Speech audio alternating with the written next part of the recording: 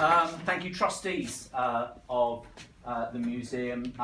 David, thank you, Dame Yvonne, and good to see you, ladies and gentlemen, as well. I bring greetings from Annette Kennedy, who is the president of ICN. ICN is the International Council of Nurses, the body recognised by WHO to speak on behalf of nurses, and we have 130 national nursing associations who are in our membership.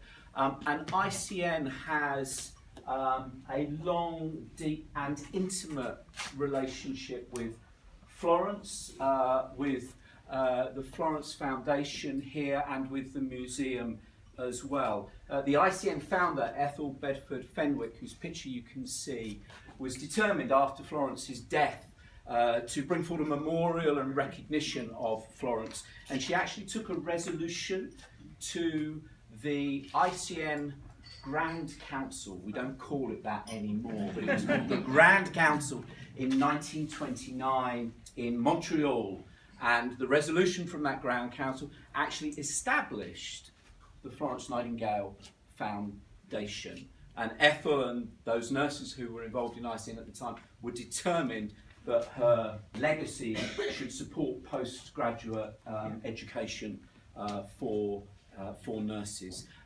We also have an international Florence Foundation. I'm delighted that through Yvonne's leadership, ICN and Yvonne, we're starting to renew the bonds between our two organisations. The International Foundation for Florence is in the process of moving from England to Switzerland. What that foundation, if you haven't heard of it, does, it funds the education of the children of nurses who have died, who have passed away. Currently, we are funding education of the children of nurses who passed away in 4 African countries, and we're very proud and honoured of that work, which is part of the legacy from Florence. The museum, David, I think that I should be on some commission from the museum, because everyone who comes and visits us in Switzerland doesn't really. The place they want to visit is here, is the museum, and I regularly pass on details. But the other thing that we have with the museum is that there are a number of artefacts, memorabilia, that ICN has on a long-term loan with the museum, and you'll see some of them around here. I did bring the inventory with me as well, David, just to do the check whilst I was here.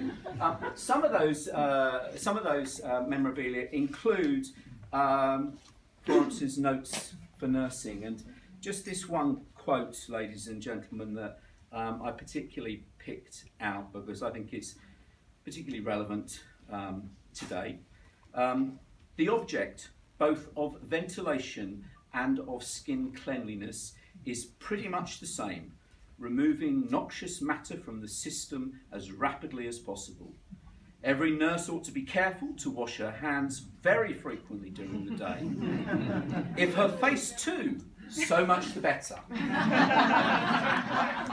Seriously, ladies and gentlemen, ICN has been working incredibly closely with WHO to deal with the coronavirus, and there is so much in the guidance which has come out from WHO recently around ventilation and cleanliness and infection prevention and control, which goes back to what Florence said. It made me start to think about, if Florence was here today, what would she say in the midst of this global health epidemic heading to pandemic? Well, firstly, I think she'd be in charge. I remember when I was a younger policy person working in the UK, Christine was always stood beside the chief medical officer. Nursing leadership would absolutely be something that Florence ensured happened. I think Florence would also be at the forefront of saying, my nurses must have the equipment that they need to do the job and to keep themselves safe. And I think Florence would also say, if she was here today, you are never going to have strong health systems if you haven't got a strong nursing workforce. ICN has been very proud to say, we've been saying those things over the last few days. I've been saying them today as well, but they're not my words, they're not ICN words. I'm very, very conscious that those are words, those are positions, those are principles which I can trace right back to Florence Nightingale. This is the year of the nurse and the midwife. It's a fabulous opportunity for a celebration, and its intention was to raise awareness and to increase investment in the nursing workforce, showing how critically important we are as a profession to global health. But in a way, you know, words that I or others might have about that, I think are sort of redundant. Colleagues, just look at the actions of our nurses in China, in South Korea, in Italy, in Iran, in other places. But in those places, I've been able to talk to them over recent weeks as well. And all of those intentions about the year of the nurse, they are living it, they are putting it in action, they are sacrificing, they are putting others before themselves. And just tonight, as well as celebrating Florence, let's all just take a moment to recognise, reflect, to think of what nurses in some parts of the world are doing, and to be proud of them, to be proud of our tradition, to be proud of our heritage, to be proud of Florence.